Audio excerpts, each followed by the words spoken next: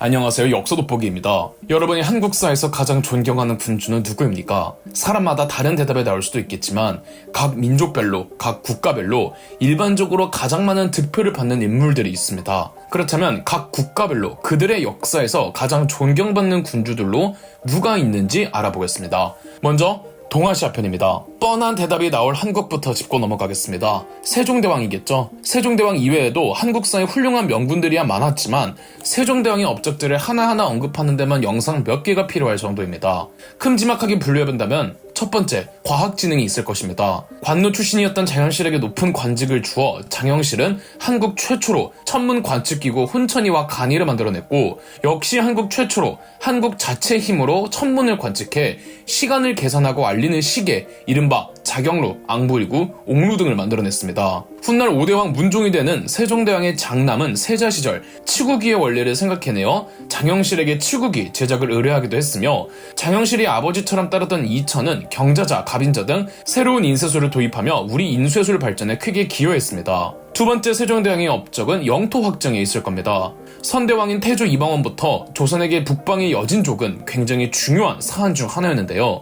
최윤덕의 1차 파저강 전투와 이천의 2차 파저강 전투로 압록강 유역에 사군을 설치하고, 김종서의 두만강 개척으로 두만강 유역에 육진을 설치하였습니다. 사군, 육진을 설치하여 오늘날 한반도의 국경선이 완성되었답니다. 이런 대외 원정에서도 두각을 보이듯 세종대왕은 군사 및 무기에 관해서도 관심이 많았습니다. 특히 세종대왕은 화기 개량에 큰 관심을 보였고, 세종대왕은 최무선의 아들 최해산을 적극 지원해주며 여러 화약 및 무기 전문가들이 화포 개발에 착수해 우리가 일반적으로 아는 청동으로 만든 화포들이 이때 다 만들어졌습니다. 세 번째로 세종대왕은 우리 고유의 것에 대한 필요성을 절실히 느끼고 있었습니다. 세종대왕 이전까지 한국은 많은 것들을 중국의 문물에 의존하고 있었습니다. 그러다 보니 중국의 풍토와 우리의 풍토가 맞지 않아 이질적인 것들이 많았죠.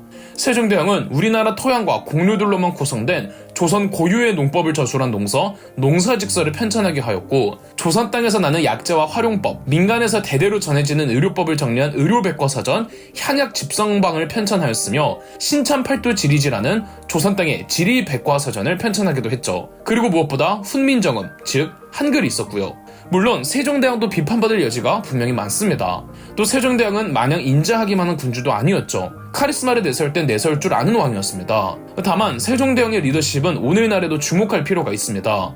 세종대왕의 리더십은 사람의 장단점을 정확하게 파악해서 등용할 때 그 사람의 장점을 극대화할 수 있도록 적재적소의 자리에 임명하는 능력입니다. 세종의 곁에 유능한 인물이 많았던 건 결코 우연이 아니었습니다. 세종대왕이기에 유능한 인물들을 발탁할 수 있었고, 발탁된 뒤에도 인재들은 저마다의 역량을 마음껏 발휘할 수 있었던 거죠. 중국으로 넘어가 보겠습니다. 중국에서 가장 존경받는 중국사 속 군주는 당나라의 2대 황제 태종 이세민입니다. 당나라의 초대 황제는 이세민의 아버지 당고조 이연이었지만, 수나라 멸망 후 혼란스러웠던 그 군벌들을 다 정리하고 당나라를 건국한 건 이세민이었습니다. 다만 이세민은 장남이 아니라는 이유로 태자가 되질 못했고, 이에 불만을 품은 이세민은 쿠데타를 일으켜 형과 아버지를 제거하고 2대 황제에 등극했죠. 그래서 당태종 이세민은 등극 과정에서 정통도 아니고 도덕적이지 못했다는 컴플렉스를 가지고 있었습니다. 하지만 그의 결점을 그의 업적으로 다 커버해버렸죠. 당태종 이세민은 즉위 직후 몇 년에 걸쳐 기병 중심의 군사력을 강화한 뒤 630년 바로 동돌궐을 멸망시켰습니다. 돌궐이 무너지자 초원의 모든 유목 부족들이 당태종에게 충성을 맹세했죠. 당태종 이세민은 안복 도읍을 설치하여 최소한의 행동만 규제할 뿐 나머지는 유목민족 부족들의 자치권을 보장해 주었습니다. 돌궐 여러 부족의 부족장들이 당태종에게 고귀한 호칭을 바치니 바로 천가한, 그들 발음으로는 탱그리 카간이었습니다. 카간, 카한 등은 유목민족을 제패한 유목군주에게 붙이는 이름으로, 돌궐족들은 당태종 이세민을 본인들을 복속시킨 중국 한족의 황제보다 유목세계까지 주름 잡는 유목세계의 군주로 떠받친 겁니다. 중국 역사상 정말 찾아보기 힘든 유목세계와 농경세계의 통일된 최고 지배자를 뜻하는 칭호를 얻었던 거죠. 이후 당태종 이세민은 더 대외적인 팽창전쟁에 나서서 640년 오늘날 신장 위구르 자치구였던 나라 고창국을 멸망시키고, 비록 티베트의 국가 토번에게는 무력으로 밀렸지만 641년 황실의 공주였던 문송공주를 토번의 왕과 혼인시켜 토번과의 외교도 잘 마무리합니다. 고구려만 원정이 실패했죠. 당태종 이세민이 높은 평가를 받는 건 대외 정책보다는 대내 정책이 더 영향이 큽니다. 당태종 이세민 때에 당나라는 율령제를 완성하거든요. 이 덕에 당태종 이세민은 중국 정치사와 중국 법제사에서 가장 뛰어난 군주 중 한 명으로 평가받죠. 율령제란 더 상세하게 나누면 율령격식이라고, 율은 형법, 령은 행정법, 격은 개정 및 추가 법령, 식은 시행 세칙을 의미합니다. 우선 부기 때부터 시행되었던 토지제도, 균전제를 수나라에 이어 다시 실정에 맞게 개편한 후 확대시켰으며, 수나라 때 처음 실시된 군역제도인 부병제와 세금제도인 조용조 제도가 완전하게 자리를 잡습니다. 더불어 동아시아의 기본적인 정치관제, 삼성육부제와 지방을 주현으로 나누는 지방행정제도도 이때 만들어집니다. 당나라의 삼성육부제와 지방행정제도는 이후 발해, 고려, 일본, 베트남 등 동아시아 대부분의 국가들도 채택하였으며, 명나라, 청나라, 조선 등의 정치구조도 그 연원은 당태종 이세민의 율령에서 기인한답니다. 강력한 중앙 집권화된 체제 속에서 율령의 질서가 안전하게 자리를 잡아 이상적인 부국강병을 이룩한 당태종 이세민의 치세를 그의 연호를 따와 정관지치라고 부릅니다. 훗날 당태종 이세민 사후 오긍이라는 학자가 당태종 재위기 23년간 당태종 이세민이 신하들과 나눈 대화를 기록하여 책으로 엮는데, 이 책이 그 유명한 정관정요입니다. 군주로서의 덕목, 자질, 능력 등을 공부할 수 있는 서적으로 향후 동아시아 군주들의 필독서였습니다. 정관정요를 안 읽으면 감히 능력 있는 군주라고 인정해주지도 않았죠. 정관정요 덕후였던 리더들도 있었는데, 청나라의 걸륭제, 중국의 마오쩌둥, 덩샤오핑, 고려 광종, 조선의 세종대왕, 일본의 도쿠가와 이에야스 등이 있었습니다. 시대를 막론하고 사랑을 받다 보니까 정관정요는 리더십, 경영술 등 자기개발서 영역에서 자주 거론되고 있답니다. 일본으로 넘어가 보겠습니다. 일본사에서 일본인들이 존경하는 역사 속 인물 중에는 일본의 덴노가 거론되는 경우는 거의 없긴 합니다. 혹시나 호칭에 대해 불편한 분이 계실 것 같은데, 천황은 하나의 고유 명사일 뿐이며 어떠한 의미도 부여되지 않은 개념이라는 게 일반적입니다. 중국의 황제를 황제라고 부른다고 존경의 의미가 담겨져 있는 게 아니잖아요. 다시 돌아와 일본사, 저 오래전부터 내려오던 일본의 덴노이지만 덴노가 실권을 휘둘렀던 기간은 그렇게 길지 않으며, 일본사는 오랜 시간 막부 시대를 거쳐 쇼군이 실권을 행사했기에 타의 추종을 불허하는 명분의 덴노는 잘 없습니다. 그럼에도 굳이 덴노 중에 일본인들의 존경을 받는 덴노라면 우리 입장에선 별로지만, 일본인들은 메이지 덴노를 가장 긍정적으로 평가합니다. 메이지 덴노는 에도 막부를 끝내 약 700년간의 쇼군의 막부 정권을 종식시켰고, 1868년 1월 3일 메이지 덴노는 왕정 복고 대호령을 발표합니다. 막부를 포기할 수 없었던 막부의 잔당들이 막부군을 조직해 반란을 일으켰지만 약 1년 후 반란은 진압되었습니다. 이 내전이 보신전쟁인데, 보신전쟁 승리 후 본디 교토에 머무르던 메이지 덴노는 에도로 천도하였고, 메이지 덴노는 에도를 동쪽의 수도라는 뜻에서 이름을 동경, 즉 도쿄로 바꾸었습니다. 그리고 1870년부터 본격적으로 근대화 개혁 및 그간의 봉건제도를 타파해 중앙집권화를 완성하는 개혁들을 추진하니, 이 개혁을 메이지 덴노의 연호를 따와 메이지 유신이라고 하죠. 그리고 이토 히로부미를 내세워 입헌 군주정을 실시하기도 했습니다. 이러한 중앙집권화, 근대화, 서구화 정책에 일본 지성계와 정계에서는 제국주의적 생각을 가진 사상가들이 등장하기 시작했죠. 즉 메이지 덴노 시절의 메이지 유신은 오늘날 일본의 원형을 만들었다고 볼 수 있습니다. 실제 메이지 덴노 시절의 일본은 점점 제국주의로 나아가더니 청일전쟁, 러일전쟁을 일으키고 오키나와, 대만, 조선을 식민지화하죠. 메이지 덴노는 1912년 죽었으니까 이 제국주의로서 일본이 가장 잘 나가던 시절까지 딱 제위했던 거죠. 다만 이 모든 것을 메이지 덴노가 주도한 것이 아니었고,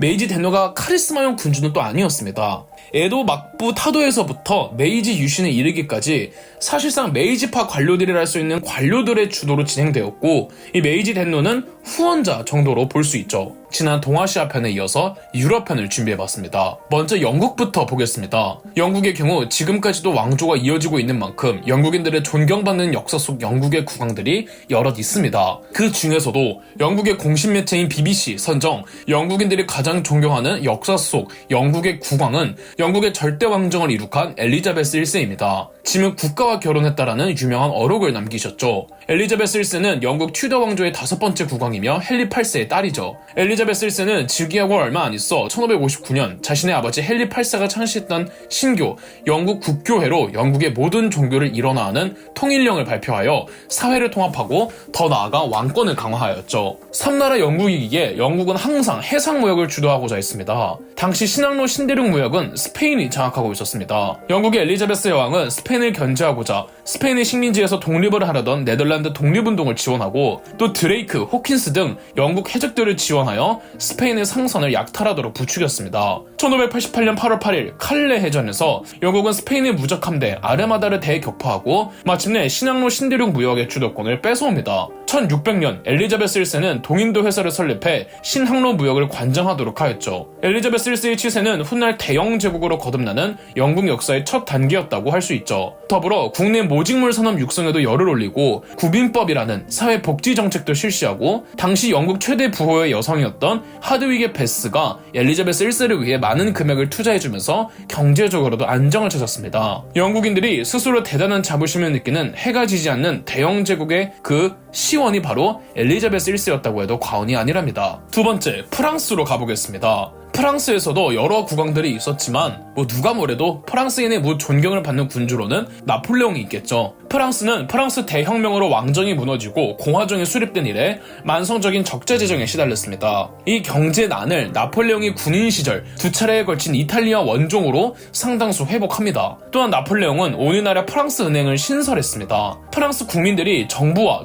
수립한 은행에 신뢰가 없자 나폴레옹은 본인의 보나파르트 가문이 최대 주주로 있으면서 은행을 정부로부터 독립시켜 신뢰성을 확보했고 투자를 활성화하기 위해 프랑스 은행에 저금리를 강요하며 프랑스 경제가 빠르게 나아집니다. 여기에 오늘날 프랑스 민법의 전신이라고 할 수 있는 나폴레옹 법전을 편찬했습니다. 나폴레옹 스스로도 자신의 최대 업적이 나폴레옹 법전 편찬이라고 자부했죠. 무엇보다 1804년 나폴레옹은 프랑스 역사상 최초의 황제에 진급했습니다. 이 서유럽 세계에서는 황제는 명목상이라도 신성 로마 제국의 황제 단 한 명만 있어야 합니다. 나폴레옹은 이를 부정하고 스스로 황제가 되었으며 심지어 몇 년 후 신성 로마 제국을 해체해버리죠. 즉 서유럽 세계에 있어야 할 유일무이의 황제를 프랑스 황제로 만든 겁니다. 19세기 초 유럽 전역이 나폴레옹에게 좌지우지 됐기에 이 프랑스인들이 자부심을 가지만 하겠죠. 세 번째, 독일을 보겠습니다. 오늘날 독일이란 국가는 19세기 후반에서나 수립됐고 통일 독일이 들어서고 등장한 국가 원수들은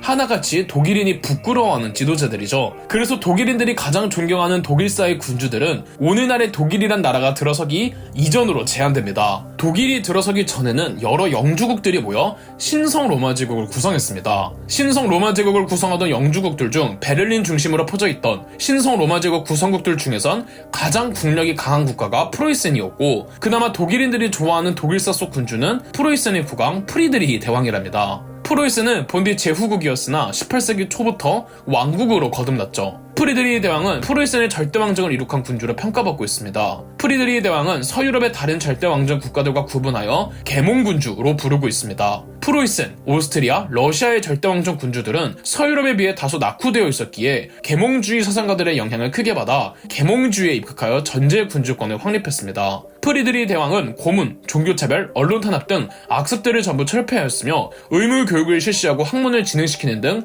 사회적인 안정을 꾀했으며 오스트리아 왕위 계승 전쟁과 7년 전쟁에서 맹활약을 하며 독일, 폴란드, 체코 사이에 있는 슐레지엔 지방을 새로운 영토로 획득해 가기도 했습니다. 네 번째로 스페인을 보겠습니다. 스페인의 경우 절대 왕정을 이룩한 펠리페 2세가 아니라 의외로 스페인 사람들이 가장 존경하는 스페인사 속 군주는 이사벨 1세랍니다. 바로 레콩키스타를 이룩한 여왕이죠. 스페인과 포르투갈이 있는 이베리아 반도는 오래도록 카스티아 왕국, 아라곤 왕국, 그라나다 왕국, 나바라 왕국, 포르투갈 왕국으로 분열되어 있었습니다. 이 중 이사벨 1세는 카스티아 왕국의 여왕이었는데 아라곤 왕국의 왕자 페르난도와 혼인 후 이슬람을 이베리아 반도에서 완전히 몰아내는 레콩키스타를 완료했으며 스페인을 통합해냈습니다. 콜럼버스에게 신대륙 항해 재정적 지원을 해준 사람도 이사벨 1세였죠. 다섯 번째, 포르투갈을 보겠습니다. 포르투갈인이 가장 존경하는 포르투갈사 속 군주는 해상 제국을 이룩했던 마누엘 1세입니다. 신대륙을 발견해 신항로 무역을 주도한 국가로 스페인, 네덜란드, 영국을 떠올리시겠지만 본디 최초의 신항로 개척을 시작한 나라는 포르투갈이었죠. 포르투갈의 에니크 왕자가 서아프리카 대서양 항로를 뚫은 이래 바르톨로메 디아스가 아프리카 최남단에 희망봉을 발견했습니다. 신항로 개척이 시작한 이래 역대 포르투갈 국왕들은 신항로 개척을 적극적으로 지원했는데 그 신항로 개척 전성기를 이룩한 왕이 마누엘 1세였습니다. 바스코 다가마가 희망봉을 돌아 인도를 발견하도록 지원해준 왕이 마누엘 1세였고 페드로 카브랄이 브라질을 발견한 것도 마누엘 1세의 치세였습니다. 이러한 전성기를 토대로 마누엘 양식이라는 포르투갈 고유 미술이 만들어지며 포르투갈의 민족의식에 큰 영향을 끼친 군주였습니다. 여섯 번째, 이탈리아를 보겠습니다. 오늘날 통합된 국가로서의 이탈리아는 독일처럼 그리 오래되지는 않았습니다. 그리고 독일처럼 통합된 나라로서 이탈리아가 수립된 이후로 등장한 이탈리아의 국가 원수들도 어디 내놓기서 자랑스러운 사람들은 아니죠. 그래서 이탈리아인들은 고대 로마의 황제들 중에서 그들이 가장 존경하는 군주를 꼽습니다. 고대 로마 제국의 역대 황제들 중 가장 뛰어난 황제로 평가받는 황제는 16대 황제인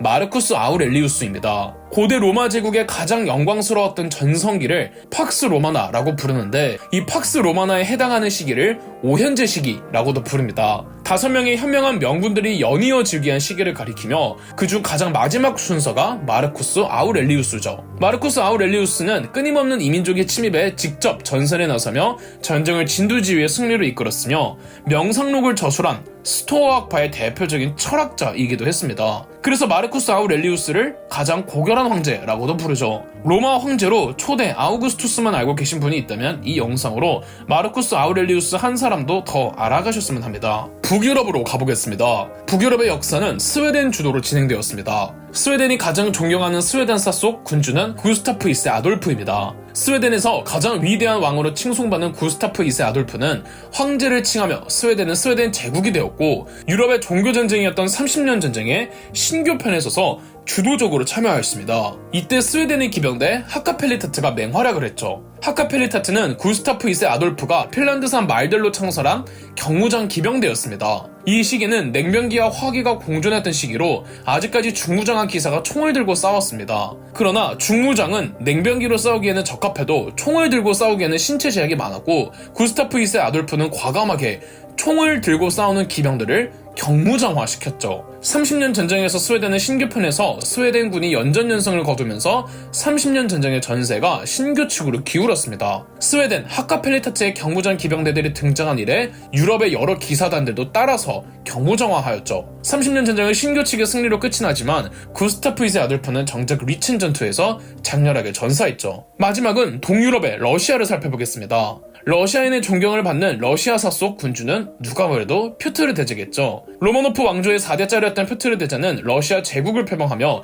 적극적인 서구화 정책을 통해 러시아의 사회 발전이 급속도로 이루어집니다. 퓨트르 대제는 대대적인 영토 확장에도 나섰는데요. 우선 거의 공백의 상태였던 시베리아 대륙 쪽으로 확 진출해서 만주까지 영향력을 펼쳤고 청나라와 국경을 맞대기도 합니다. 또한 수도를 샹트페테르부르크로 옮기면서 북유럽으로 옥죄었고 1721년에는 대북방 전쟁에서 스웨덴 제국을 개박살내면서 발트의 주도권을 러시아가 가져갔죠. 러시아 역사에 있어서는 다시는 오지 않을 최전성기였습니다. 퓨트르 대제를 기점으로 러시아도 대국의 반열에 올랐고 유럽이라는 국제사회의 큰 존재로 참여하게 되는 겁니다. 지난 동아시아 편과 유럽 편에 이어서 유목민족들의 세계인 중앙아시아를 다뤄보겠습니다. 먼저 몽골입니다. 몽골인들이 가장 존경하는 그들의 군주, 말이 필요 없는 징기스칸이죠. 기록에 의하면 징기스칸은 키가 컸고 체격은 탄탄했으며 이마가 넓고 고양이 눈을 하였으며 말년에는 수염을 길렀다. 유년기의 방랑, 매서운 추위와 숨막히는 더위에 대한 저항력, 비상한 참을성, 패배, 후퇴, 포로 상태에서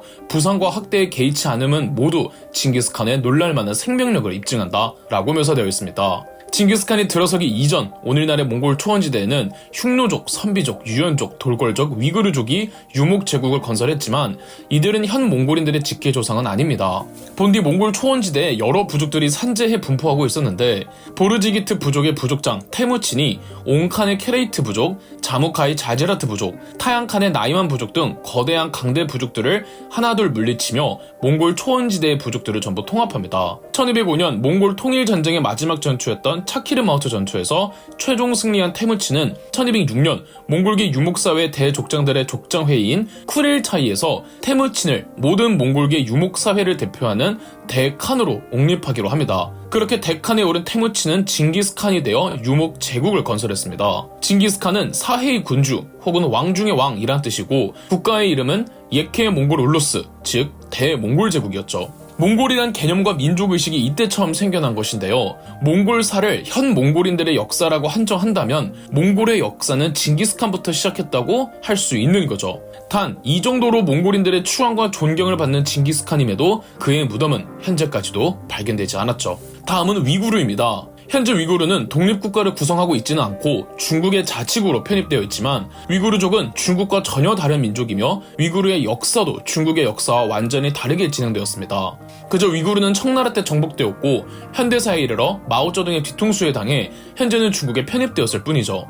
위구르족에서 가장 존경하는 그들의 군주는 위구르 제국을 건설한 크툴루 카간입니다. 위구르족에게는 징기스칸 같은 사람이죠. 7세기 중엽 몽골 초원에는 위구르, 바스멜, 카를룩 세 부족이 독립하였는데 전부 위구르가 통합합니다. 위구르로 통합시켜 744년 위구르 제국을 건설한 유목군주가 바로 쿠툴룩 빌게 퀼 카간입니다. 쿠툴룩이 이름이고 빌게 퀼 카간은 일종의 칭호로 뜻은 고귀하고 현명하고 강한 칸이라고 합니다. 다음은 티베트입니다. 티베트 역시 현재 독립국가를 구성하고 있지는 않고 중국의 자치구로 편입되어 있죠. 하지만 티베트도 역사적으로는 중국과 별개의 역사를 만들어 나갔습니다. 티베트는 7에서 9세기경 토번이라는 국가를 설립했습니다. 티베트인들이 가장 존경하는 그들의 군주는 토번의 건국자 송첸간포입니다.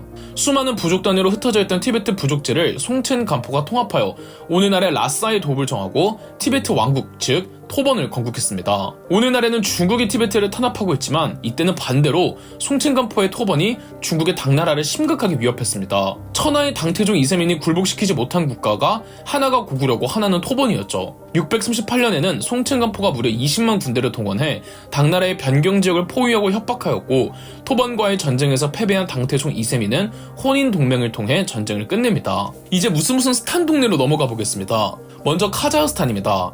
카자흐스탄들만의 첫 국가는 카자흐 칸국인데요. 카자흐스탄의 묻 존경을 받는 카자흐 칸국의 칸은 18대 칸이었던 아블라이 칸입니다. 구국 민족의 영웅처럼 추앙받는 칸이죠. 아블라이 칸은 18세기 후반의 인물로 이 시기에는 카자흐 칸국 기준 동쪽에는 준가르 제국이 서북쪽에는 러시아 제국이 영향력을 확대할 무렵이었습니다. 그나마 다행인 건 준가르 제국은 청나라에게 멸망당하는데 이제 카자흐 칸국은 왼쪽의 러시아 제국과 오른쪽의 청나라라는 두 강대국 사이에서 생존을 도모해야 했습니다. 카자흐 칸국은 준가르를 멸망시켜준 청나라와 우호적인 관계를 유지하려고 했으나 카자흐 칸국 내부에서 친러 성향의 세력들도 컸습니다.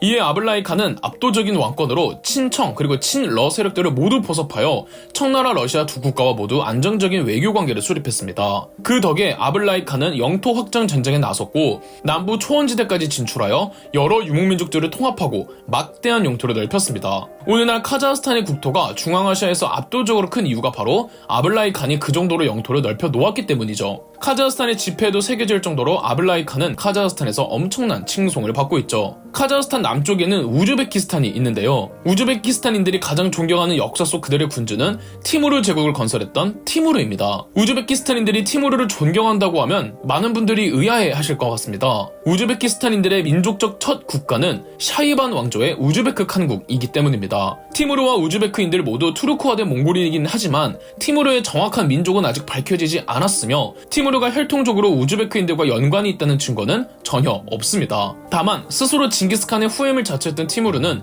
티무르 제국을 세우고 삽시간에 중동과 중앙아시아 일대를 장악했습니다. 동양과 서양 가운데의 세계를 제패했던 국가답게 티무르와 티무르가 세운 티무르 제국은 세계사에서 굉장히 중요한 제국이었는데요. 다만 누가 진정한 징기스칸의 후예인가를 두고 티무르 제국과 우즈베크 칸국이 항상 경쟁했었습니다. 1507년 결국 우즈베크 칸국은 티무르 제국을 무너뜨린 뒤 오늘날 우즈베키스탄 지역 전체를 장악하게 됩니다. 그리고 티무르 제국의 정치적 문화적 역량을 우즈베크 칸국이 전부 흡수하죠. 사실 티무르 제국은 어느 한 국가나 어느 한 민족이 고유하게 주장할 수 없는 다민족 구성의 국가였습니다. 그러나 우즈베키스탄에서는 티무르의 존재감이 세계사에서 워낙 압도적이다 보니까 티무르 제국을 우즈베크 칸국이 무너뜨리고 티무르 제국의 유산이 우즈베크 칸국에 흡수되었다는 사실만으로 본인들의 역사라고 주장하며 이 티무르를 우즈베키스탄 역사의 국부처럼 모시고 있죠. 중앙아시아의 기타 국가들로 키르기즈스탄, 타지키스탄, 투르크메니스탄이 있는데요. 세 국가는 역사적으로 자신들만의 독립된 국가를 만든 적은 없습니다. 항상 주변의 강대국에 복속되어 있었죠. 그럼에도 각각 그들이 가장 존경하는 역사 속 인물들이 있습니다. 키르기스탄의 경우 키르기스인들이 국부로 여기는 인물이 마나스 마나스입니다. 키르기스인들 사이에서는 마나스라고 이 마나스를 주인공으로 한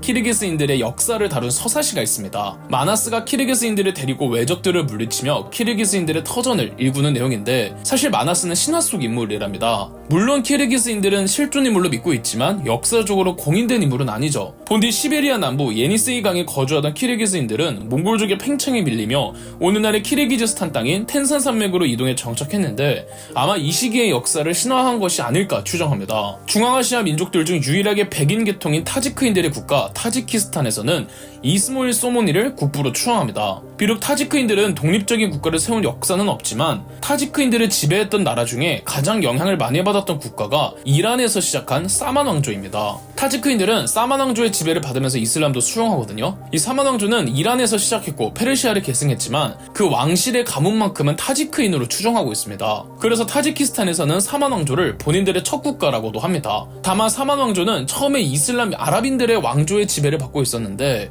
이스모일 소모니 때 이르러 비로소 사만 왕조가 독립하였고 본격적으로 이슬람을 국교화하였기 때문에 이 타지키스탄에서는 이스모일 소모니를 국부로 모시고 있으며 타지키스탄에서 가장 높은 산 봉우리를 이스모일 소모니 봉이라고 하고 타지키스탄의 화폐마저 소모니죠. 투르크메니스탄의 경우 그들은 셀주크 투르크를 본인들의 역사로 여기고 있습니다. 셀주크 투르크의 건국 민족은 튀르크 계열 중 오그주 튀르크인데 셀주크 튀르크 멸망 후 그 직계는 오스만 투르크로 이어지고 그 분파가 투르크메닌이 되어 훗날 투르크메니스탄까지 이어지는 거죠. 따라서 투르크메니스탄에서는 셀주크 투르크의 술탄들 가운데 9대 술탄이자 마지막 술탄이었던 아흐마드 산자르를 가장 뛰어난 술탄으로 인정하고 있습니다. 아흐마드 산자르 즉위 이전엔 술탄 계승 분쟁으로 인해 중앙과 지방이 분리되고 사회가 어수선하였는데 아흐마드 산자르는 이를 전부 통합해내고 외적들의 반란도 진압하면서 셀주크의 중흥을 도모했죠. 하지만 셀주크가 거란족 요나라의 후신인 카라키타이와의 싸움에서 패배하자 산자르 술탄의 권위가 추락했고 이 틈에 지방 총독들의 반란에 셀주크는 무너져버리죠. 이 중앙아시아 외 다른 대륙, 다른 나라들에서